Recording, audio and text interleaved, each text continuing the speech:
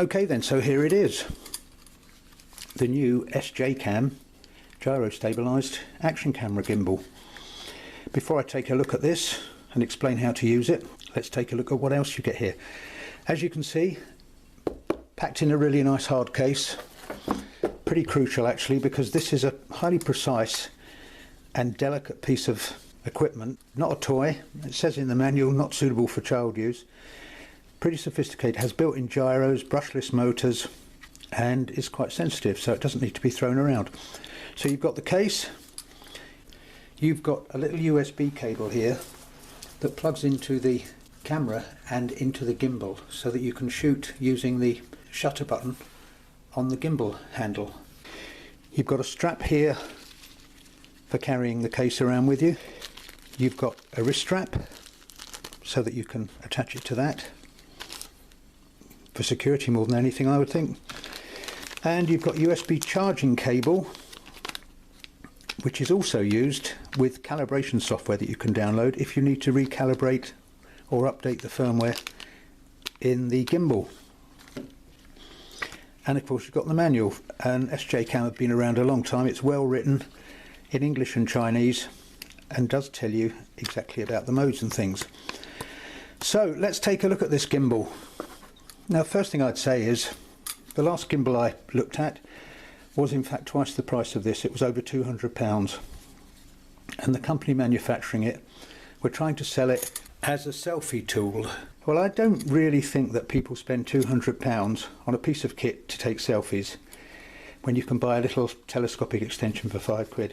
This is actually designed for taking quality video. If you're the kind of person that wants to take quality video with your action camera, smooth pan shots, stable shots, this is the kind of gear you need. And this is closer to £100, so still not cheap, but it's still a very decent piece of kit.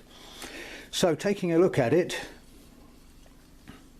as I mentioned, you've got 3 brushless motors, one for roll, one for tilt, and one for pan.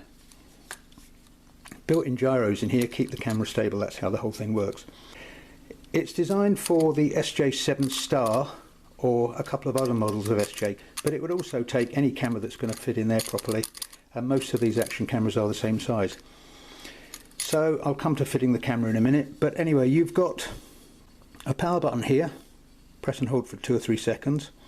You've got a mode button, you've got a joystick here, you've got an LED that shows which particular mode you're in, and you've got the remote shutter button. You've got the USB port here. You've got a 1/4 inch tripod mount screw in the base. Looks to me as though the battery's built in, and I don't know how you'd go about replacement batteries. And the other thing that you might miss is on the back of the camera mount, you've actually got a little port here, which is where that USB plugs into. So first thing you've got to do is fit the camera. It depends on the camera to maintain the balance. So the first thing you've got to do is fit the camera. Now the way you use this is this way round, handle this way, joystick here. So the camera, I'm using a 7 star here, slips in this way. Gently tighten up these screws, but don't actually fix it yet, because it's very important with these gimbals, so that the motor doesn't work too hard, that you balance the gimbal before you start. Now as you can see, that's motor heavy at the moment, but if I slide this out a little bit, probably about there, no, it's slightly heavy that way. If I slide it this way a little bit, it's not absolutely critical, but it does help the performance of the gimbal if you actually balance it properly. So I'd say that's there. So I'll tighten this up.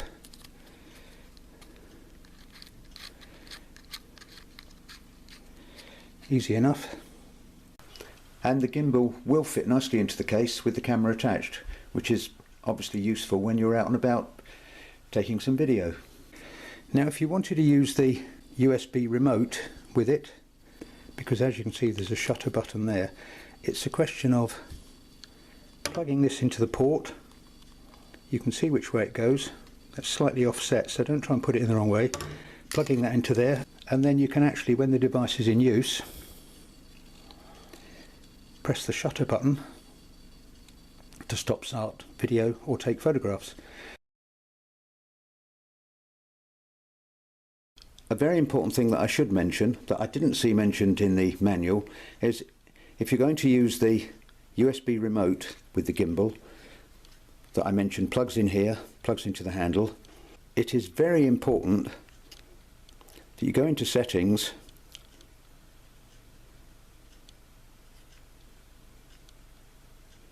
and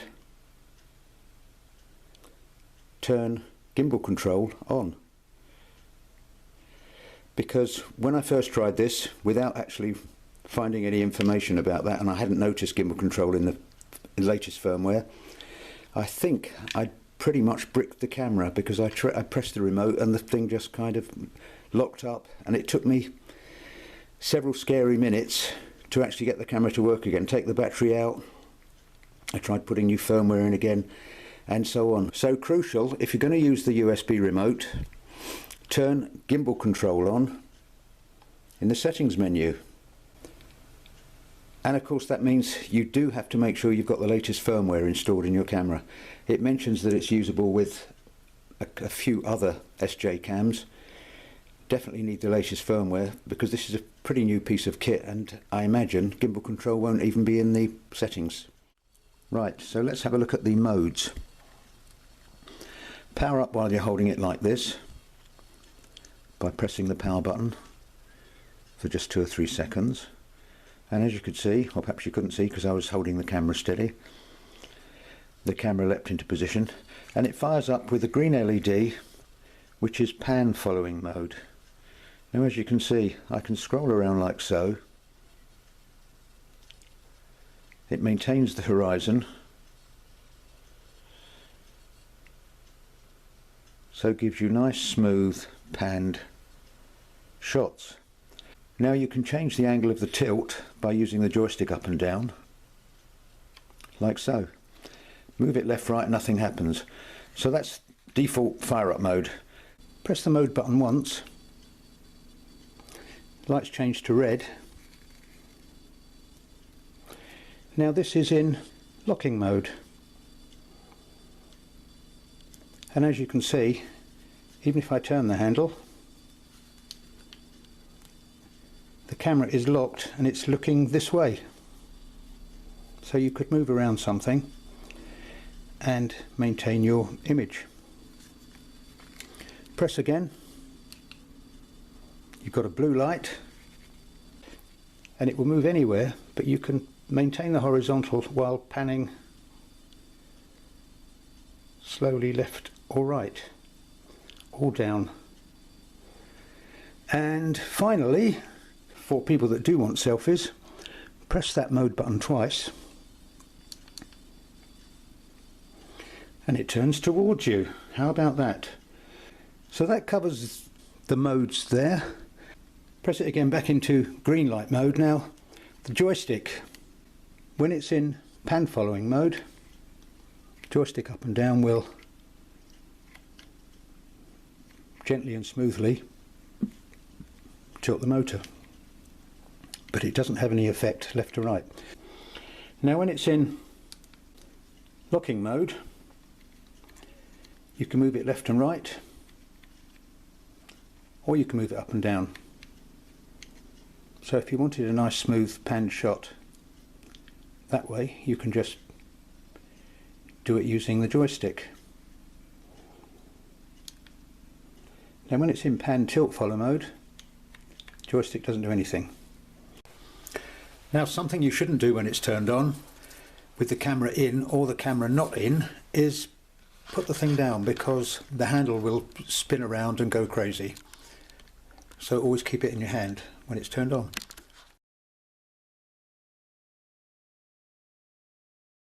Just to run through those modes again, because it's not easy to explain. Startup mode is solid green, which is pan following mode. That basically means the gimbal will maintain the horizon level, but will follow your hand as you pan left and right. You can also change the angle of tilt of the camera up and down using the joystick. but it gives you nice steady smooth shots no matter whether you lift or lower the camera. So next press of the mode button takes you into solid red LED, which is locking mode, and as you can see, even if I move my hand around, the camera still points in the direction it was when it was fired up. Basically it's following the direction that it's pointing while maintaining a nice horizon. And you can change the direction it's pointing with the joystick, swing it round left and right, and then it will follow a new heading. Next press of the mode button will take you into pan and tilt follow mode, which is a solid blue. So you can move it any direction you like, up or down, and it will just gently follow your direction, whether it's left or right or up or down. But in this mode the joystick doesn't do anything. So the next two presses of the button will take you into selfie mode, if you're really into taking video or pictures of yourself, and that is blue and red flashing. So if you want to go back into pan mode, it's just a question of press the mode button again and you're back into pan follow mode. Right, well I hope that's helpful.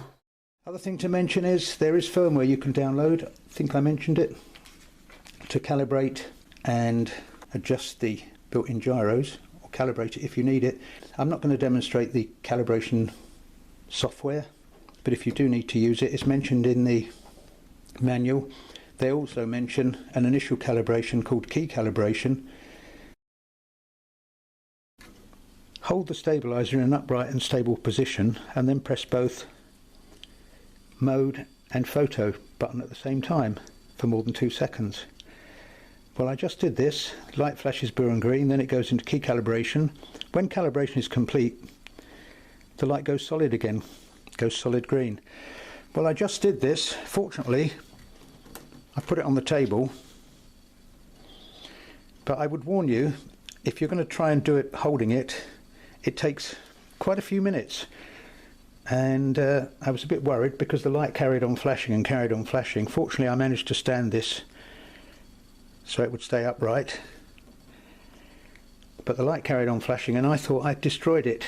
So if you're going to do the key calibration, put it somewhere upright, but secure it in something if you can clamp it in some way, because you won't be able to hold it steady while it's calibrating its gyros for the time it takes for it to work. I'm pleased to say it did work, and once it finished its calibration it went into pan mode, green light was on, and it is still working, but had a bit of a heart flutter there.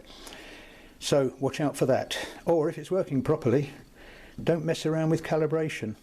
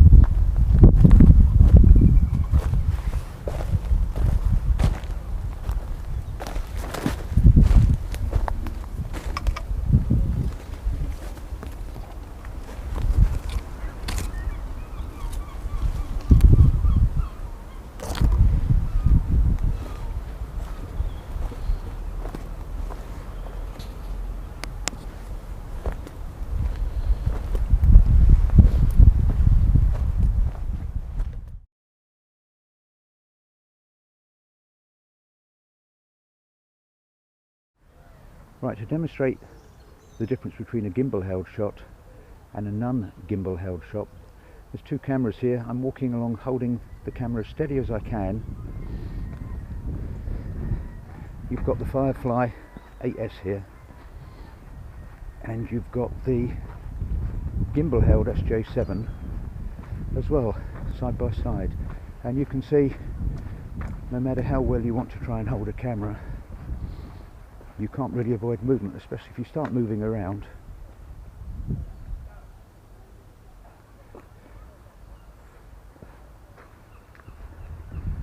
And especially if you start actually moving up and down a bit. Oh, whoops. So that's the difference there.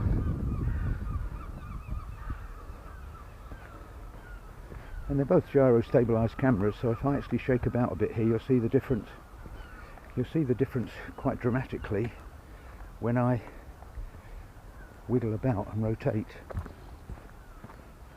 just like that. Not a very bright day for video making, but hopefully this is just a demonstration of how well the gimbal works in taking out movement. So for example, if you had it mounted on a mountain bike or something, it would give you a real smooth gliding shot as you went down a hill or something, almost like flying. To demonstrate what follow mode does, if I swing the camera around here,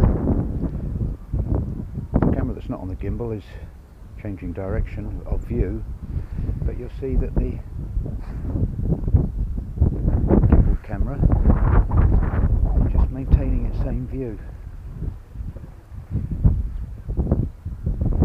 So it will follow basically the subject, like so. And I can change where it's looking by moving it with the joystick. So for example, if I'm walking up here,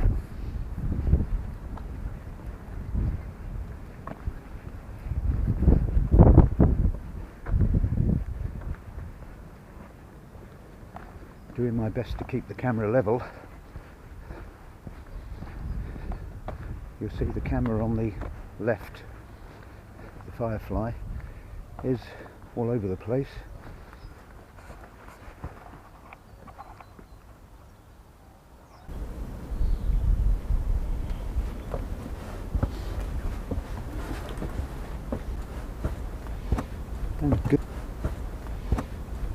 And goody, we've got some sunshine now.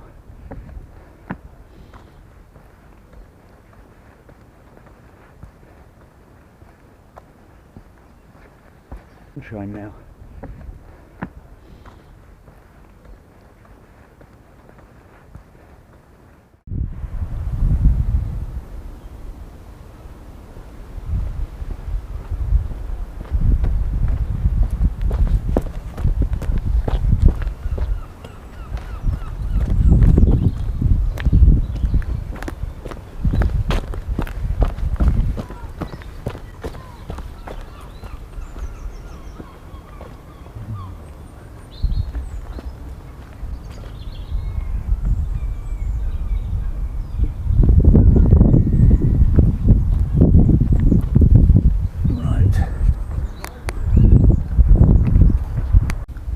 Possibly wonder why I use the churchyard for my demonstrations. It's because it's quiet and nobody bothers me here, and we've got a bit of sunshine here. If you've enjoyed it, don't forget to click subscribe.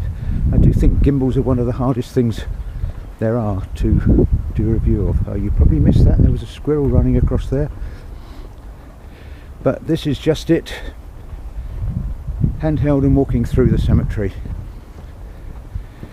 So anyway, that's it for now. I'll see you soon. Cheers.